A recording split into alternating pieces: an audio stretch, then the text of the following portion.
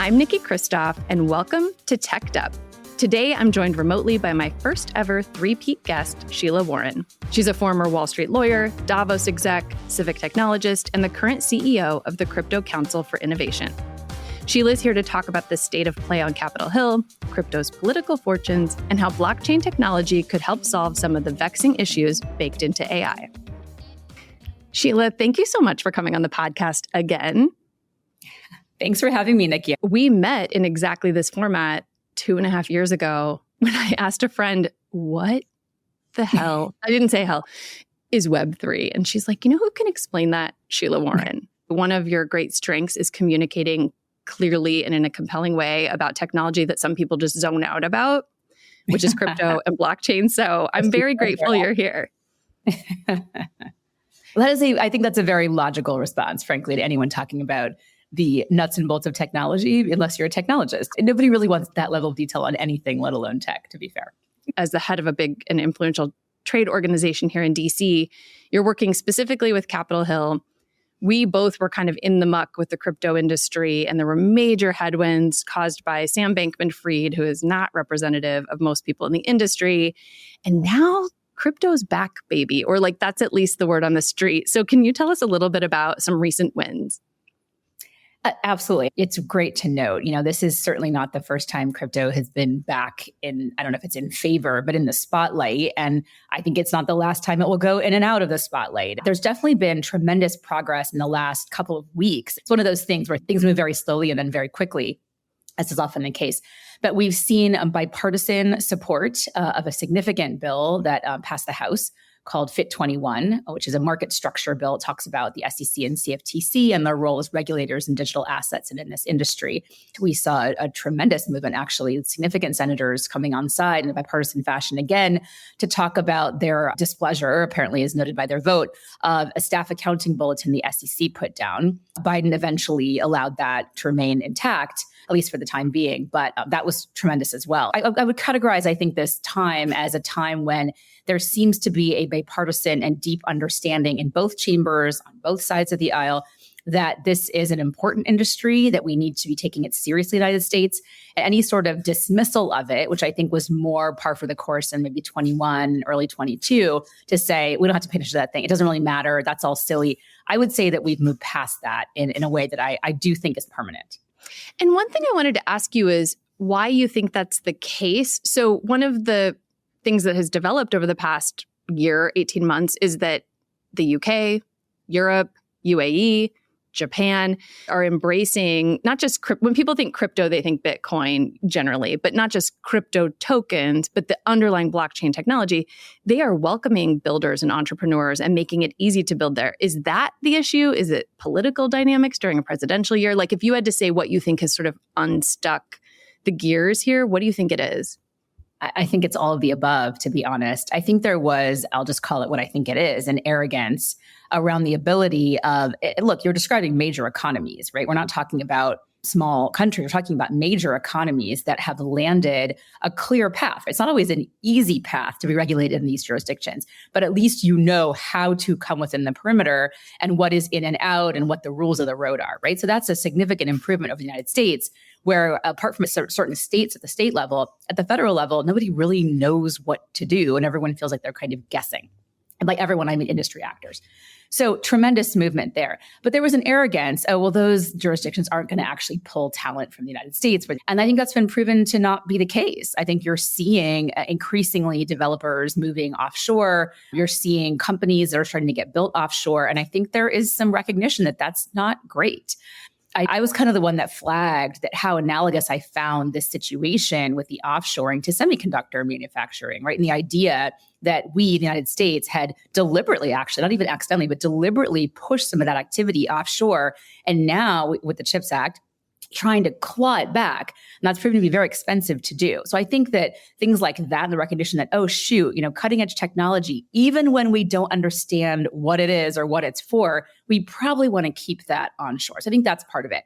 I'm so glad you called that out as your original thread because so many people have repeated it and recycled it because it's a really good parallel, which is we shipped tech overseas thinking we don't need to build that stuff here, globalization, blah, blah, blah. And then we had to pay $1 zillion, we are paying now, to bring it back to the US. And your point is, let's not repeat this error. The other point I think that's important is the point is that nobody knew. They were just like, we think it has this defined use that we know about. That's the trajectory. If we project that out, we don't care that much about it. No one foresaw, right? Even I would argue could have foreseen, maybe like 2 people in the world could have foreseen that chips have become crucial to everything, national security, supply chains, like everything, right? Nobody would have known that. And so similarly, my point in the thread was also how arrogant of us to think that we could predict, to think that we know. And when something is as sticky as this has proven to be, it's sort of like a Pascal's wager situation, right? Even if you're not sure, are you going to bet on trying to kind of retain some jurisdiction and authority over it? Or are you going to kind of, I would say, blithely, kick it offshore and be like, well, we'll just kick the can on that problem. And if it turns out to be a big deal, we'll deal with it later. And the other point is, they're not the same thing, right? The CapEx, the OpEx on something like a manufacturing of a chip is very different from decentralized technologies. But I actually argue that makes it even harder. It makes it even harder to set the rules base on which these technologies are developing, these being blockchain technologies, decentralized technologies. It's even harder once, the cat's out of the bag, as it were. It's really, if not impossible. It's not a matter of how much money you can throw at it. I think it just can't be done. So that was kind of the warning I was trying to make. And I do think that was taken very seriously. But I also think, to the other point you raised, we certainly cannot discount it's an election cycle. It's an election season. It's a presidential. It's a close race, no matter who you talk to. I think everybody who's paying any would argue this is a very close race, and everything makes a difference. And I think the crypto industry, led by a couple of different various folks, is throwing a ton of money into the election season, which is the first time industry has shown up in that way. And that, of course, that makes a huge difference. It'd be, silly to say it doesn't. I do think it's interesting to note, the magnitude of the amount, right? There are other industries have been doing this for a generation. Okay. So I think the crypto industry is finally showing up in the way that others show up. But I think it is sort of dramatic because for a while, the industry has really not been present in that part of activity around politics and politicking, and now suddenly is showing up in a very big way. For me, what the crypto industry is showing up in this way is also indicative of is the next generation of those wealthy folks who, whether we like it or not, are the ones funding a lot of campaigns, right? So I live out in Silicon Valley. There's a generation or two at this point of billionaires, who've been funding campaigns and have become sort of like the de facto big funders of a lot of different people. The next generation of that money is going to have something to do with crypto, whether they're in the crypto industry or not. Most people who are in tech have some sort of crypto activity. They bought Bitcoin early. They're looking at altcoins, whatever it is, they're involved in it. The perspective is that the more hostile an individual politician or party or committee or whatever is to crypto, that portends them being hostile to tech.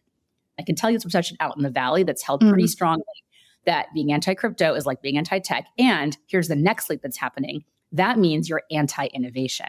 And that is where I don't think anybody wants to be. I don't think anybody who's running for office or an elected wants to be in a situation of being perceived as being anti-innovation, unless there is some really specific consumer protection reason they can articulate. I think you're making a really good point here, which is it's being, for people who own crypto, Bitcoin, I own Bitcoin. I didn't buy early, I bought late, which is buy low, sell high. Most people who bought early, who could tracked it, actually sold it when it went up to like 100. Like, oh my God, this is amazing. That's so, don't feel too bad.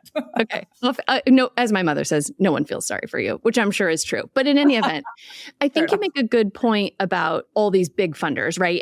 And to everyone's dismay, there are just extremely wealthy people who push levers on the political apparatus of this country. But I have noticed another trend, which is a lot of people in the industry say, there's a crypto voter, 20% of Americans own some kind of crypto, this matters to them. But what I would almost flip that on its head and say, 0% of voters are calling for crypto to be banned or regulated. Like, I'm not sure. It's not social media. It's not TikTok where you have national security people with concerns. It's not AI where you have consumer privacy advocates or people focused on equity. there is almost no civil society or well-funded opposition. It's just constituents who care. And then there's nobody clamoring for the Securities and Exchange Commission to look more closely at this. So I just find it like, what's the political cost of being in favor of a technology that's not going to be uninvented? I think that's right. And I think it goes back to people have seen accountability, right? There have been a number of bad actors in this space. You mentioned Sam Bankman-Fried, and those folks are in jail, So I think that consumers feel like justice has been served. Those people did terrible things. They were caught. They were taken through a trial in our court of law. There's been consequences. I think the industry also sees that. I do feel like the percentage of scammers and whatnot, now look, I think the sad truth is they're moving into the next fatty thing. So it's not like they're gone as humans. They're just not necessarily in crypto. Right. I also think consumers are more savvy now. They're a little bit more cautious about where they're throwing their money and not just relying on some anon on Twitter as for their financial advice. Right. So I think there is a sophistication that's grown up around this just as a function of time. I think you're right. People aren't really anti-crypto. They might not be pro-crypto. They're kind of like, that's not really my issue. Right. But I think being seen as anti-crypto, again, it has these broader connotations and nobody's winning any favor. I don't think that it's a winning position to be anti a technology, but particularly anti this technology. That's definitely proving to be a worse bet than the opposite position, for sure. Right. And we were working together alongside each other in the crypto industry back during the Sam Bankman-Fried trial. During that time, crypto got banged up pretty badly from a public relations perspective, which is what I do for a living. And one of the things I did back as his trial was beginning is I ran a poll. And crypto actually polled worse in favorability than Congress. Both polled horribly. And so I think people conflate Web3 and crypto and blockchain. They kind of don't know what blockchain is. And when we talk about crypto, they think the bros and they think the Lambos in Miami. Yeah. Talk a little bit about blockchain technology, because the other thing I found in this poll that I did, it was 1,000 likely voters, 90% had no idea what blockchain was. And that's really what you and I are super stoked about. So talk a little bit about what blockchain is and what that can do for us in the future and how you're thinking about that tech.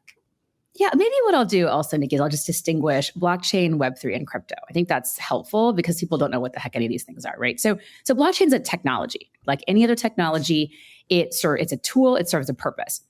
What a blockchain does is it removes centralization from record keeping. Okay, so rather than having a single source of truth that's held by me or you or a company or whatever, this is distributed system. No one person controls access to that system, and it creates an immutable record of an exchange. If I transact in Bitcoin or in Ethereum or in any of the altcoins, that is recorded on a ledger that is visible. It is transparent. Everyone can see it, and you cannot unrecord it, right? It becomes a transparent, visible chain of custody that is immutable, meaning it cannot be changed or altered. It is also often anonymous, but that doesn't mean it can be unrecorded. So one of the concerns is like, well, sure, you just said it's transparent and all these things, but it's just a wallet number or, some sort of address. However, to your point, the books cannot be cooked. You can't get rid of it. It is there permanently. And so why does that matter? Why do you care? You're like, I don't really care. I trust so-and-so to be keeping a good record. Well, we can't really do that as effectively as we used to be able to, given just the sheer volume and the pace and the nature of exchange. And I use the word exchange very specifically because it's not just money being exchanged, it's information. It can be value. It can be data. It can be all these things. So a blockchain is not tied to any sort of financial or money system. To be very clear, blockchains are used for supply chain recording. They're used for all kinds of things that have nothing to do with the financial services system or takeaway. Okay, so that's one thing. Then I'll go all the way to Web3. Web3, I actually think, is more of a cultural movement. It has specific aspects of it. Web3 is predicated on the existence and the deployment of a blockchain underlying something, right? But Web3 is really more about the movement from centralization being the safest, most trustworthy orientation to decentralization being the most trustworthy orientation. And I think it can be easy to understand why that could be beneficial or why that's a transformation outside of blockchain or crypto. It's happening in society more generally. Deep fakes. How do you address deep fakes? the Web3 kind of orientation or concept is designed to say, how do you know that what you're looking at is true? How do you create authenticity around it? How do you create accountability around that authenticity, et cetera? Okay, so Web3 I think of more as like a cultural kind of movement, if you will, that encompasses, art, technology, culture, politics, all kinds of things. We're in a moment in time where people do want to get away from a few big companies controlling our data that, you just have to sign the terms and conditions. You have nowhere else to go. And decentralizing it would put power back in individuals or smaller communities. And I think that is, set tech aside, we're in a moment where that is desirable because people do not trust big entities anymore. And so it's a way to get smaller. So yeah, you're right. I think it's just a sort of movement, a vision for the future. And I actually think Cambridge Analytica did a lot more to further Web3 than Bitcoin, but that's like a heretical position. But I mean, I'll just say it because I believe that. I actually think the data movement, which is what got me into this space in the first place, the idea that honeypots and centralized places to hold data that were super hackable was a disaster waiting to happen. And then, of course, it happened and it's still happening. Only now we're calling it AI and language learning models because everyone's taking that data and shoving it. But it's the same problem. It's just we're giving it a different skin, right? Regardless, that rant aside, if you're a person who believes that big giant tech companies having a monopoly essentially on data is problematic, you're already in a Web3 mentality and mindset, in my view. So it's the broadest kind of thing. Now, what is crypto? Well, technically crypto is the economy around tokens. It's not just an economy. It is how do you prove what is the thing that you are tracking from place to place? Okay. That is a token almost always. It's called a token. Just imagine that on a blockchain, the thing that is going from, place to place to place, that is called a token. Sometimes that token has secondary liquidity. It has a market that can go up and down and be highly volatile depending on what the token's being used for. Sometimes that token has no market. Regardless, that function is really what crypto is. Some cryptos, in my opinion, are cryptocurrencies. Their intention and their use is currency-like. I'm not saying it's exactly the same as fiat.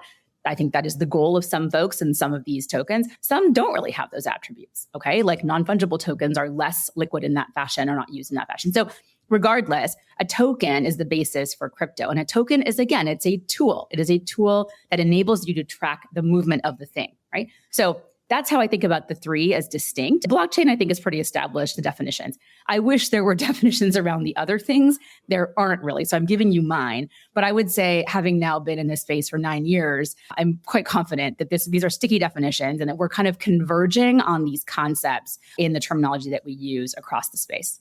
In one of the very first episodes of this podcast, which I actually started because I did not understand a headline. It was a CNBC headline. It said something like a 13-year-old mints an NFT and earns like whatever, $30,000 in ETH or something. And I was like, I don't understand any of that. And a woman, Jamie Smith, came on and explained it like blockchain is like the tracks and tokens are like the cars on the tracks, the things that are running. So with those definitions in mind, you recently submitted testimony to the Wyoming State Legislature to their blockchain committee, talking about how this technology that we're talking about, set aside Web3, this kind of movement and ecosystem, and crypto, which can be cryptocurrencies or other tokens, but the pure blockchain, how can that maybe address some of the issues we're seeing that are arising with AI?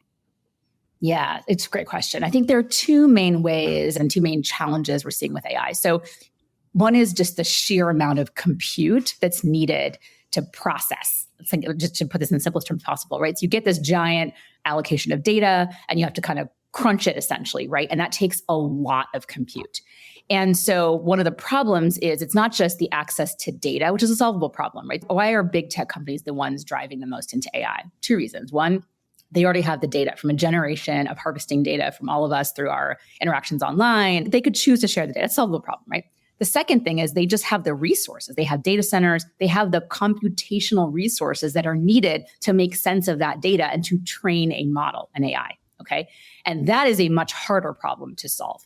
So one of the things I think that's really exciting about decentralized technologies is decentralized computation, which is at the heart of crypto, like we just talked about. This is a decentralized technology. And so one of the things that's happening is people are getting compensated essentially. I don't want to make this sound too exciting or it's not like, your gold mine here, but there are ways of actually motivating and incentivizing people to use their compute, like idle compute that's sitting around, right, to do things like help with the compute around AI. So I was a nerd in college, unsurprisingly, but at the time, we were different kinds of nerds, but yes.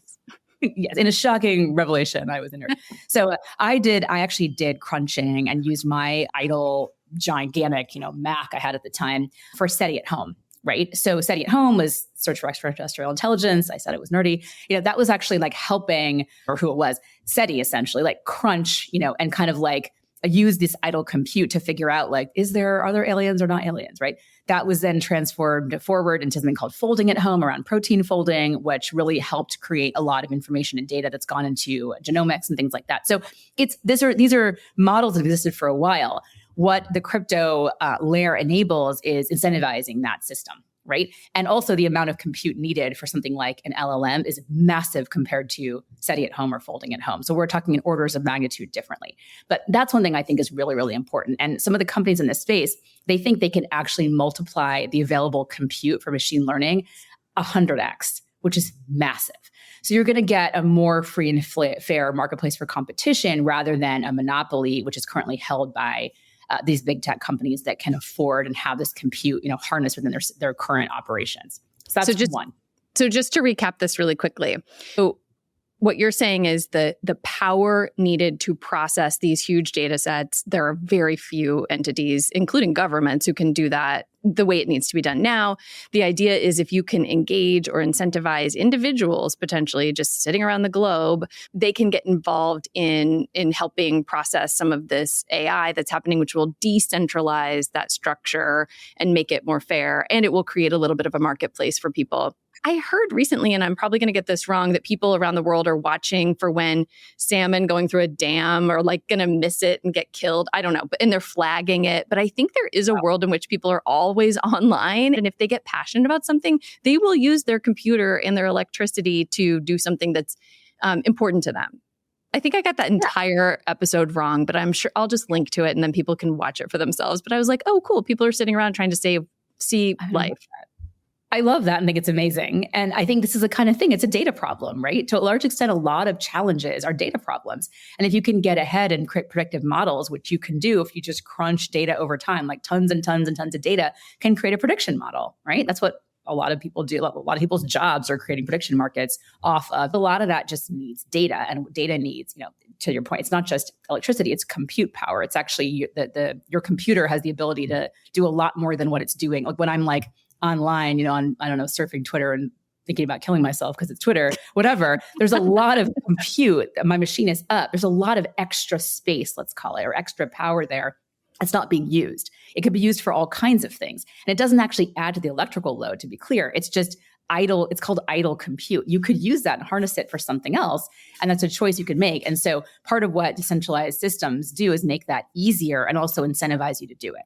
So that's kind of the difference, the nuance I want to put it. Power is, I think, a broad term. People usually think that's about energy. It isn't necessarily about energy, meaning electricity. It's about this compute power that's kind of sitting there and not doing anything and could actually be deployed.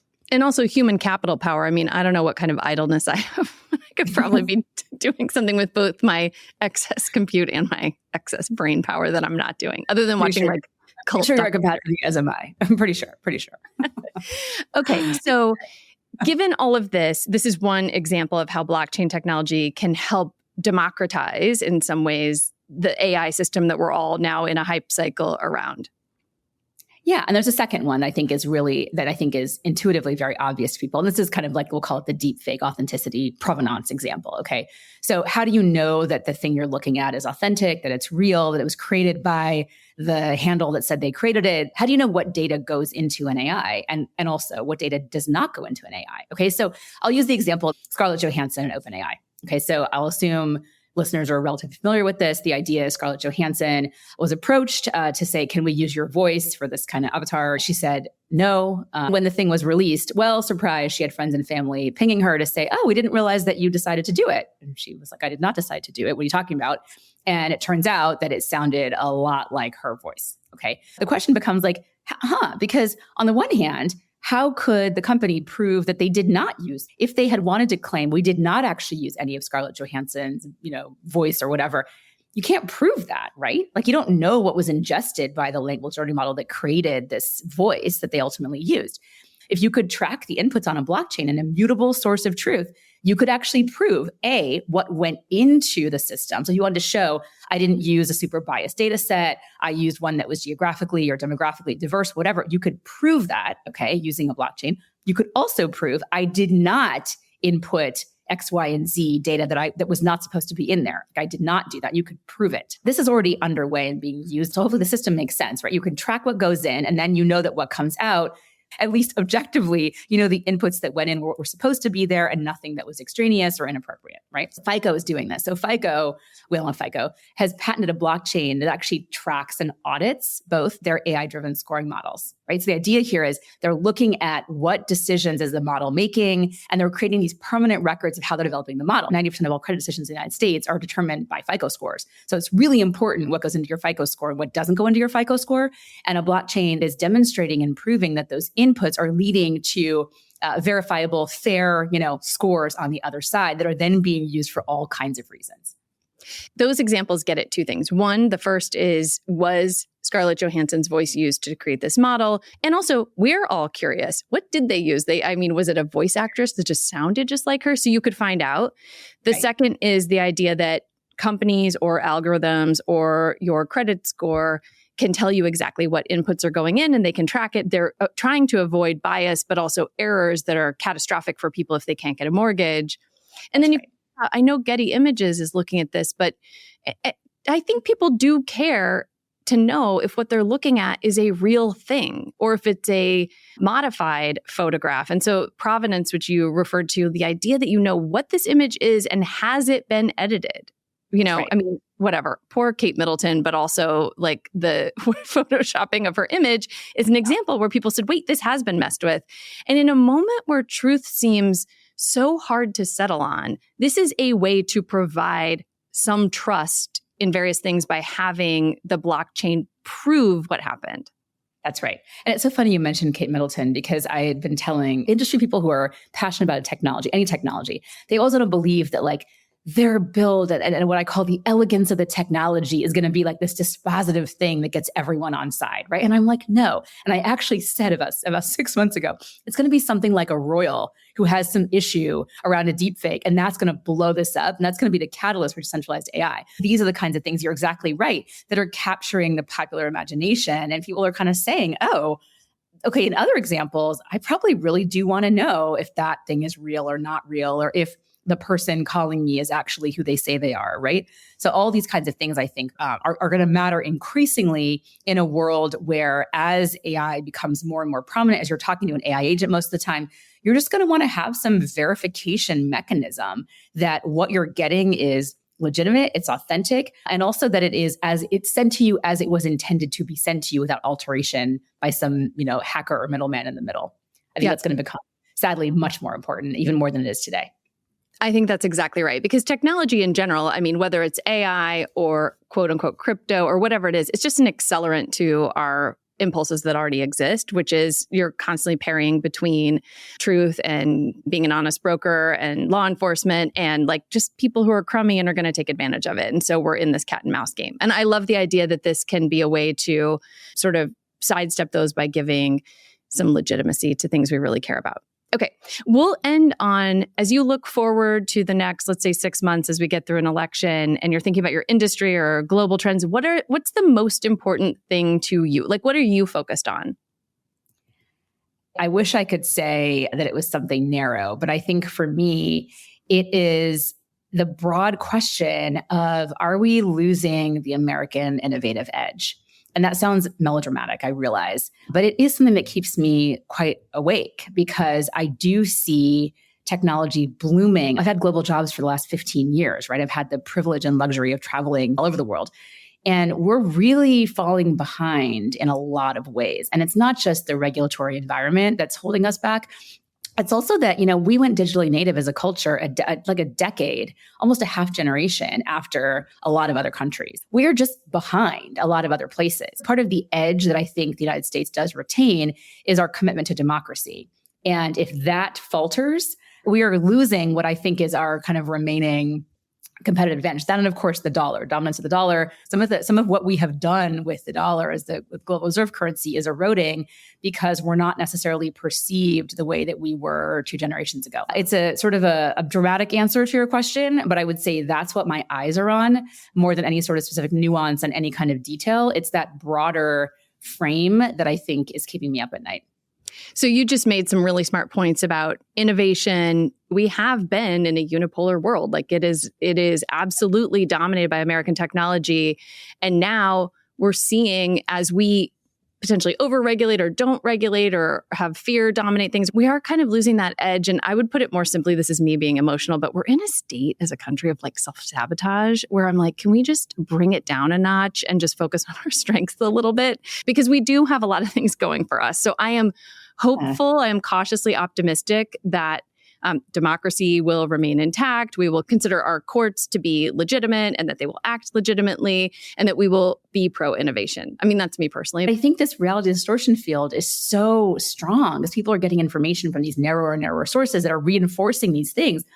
And I'm trying to pull out of that whenever I possibly can, hence my comment about Twitter and my not loving it there, as an echo chamber, trying to pull out of that every time I can. Things like authenticity, tracking, accountability, I think are becoming even more important than they ever were before. Hopefully common sense will prevail and some critical thinking will apply. And certainly when it comes to, and just it is quite narrow, but to blockchain technology, I just don't see a downside to us embracing it. Even if you don't understand it, it's going to underpin many things in a positive way as a layer. Who knows how your email works, but nobody wants us not to have it in Washington. We're losing a lot of people for next year, so you'll be back in DC pounding the pavement, explaining this all again.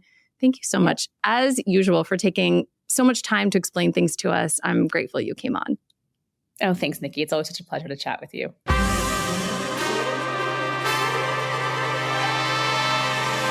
And that's a wrap. If this show gives life to your inner tech nerd, please subscribe or leave us a 5-star review. Anybody listening to this podcast knows that the algorithm needs to be fed, and I really want to keep it ad-free and independent. You can find more content on YouTube, Instagram, and techdup.com, or if that's TMI, you can just tune in every other week wherever you get your podcast.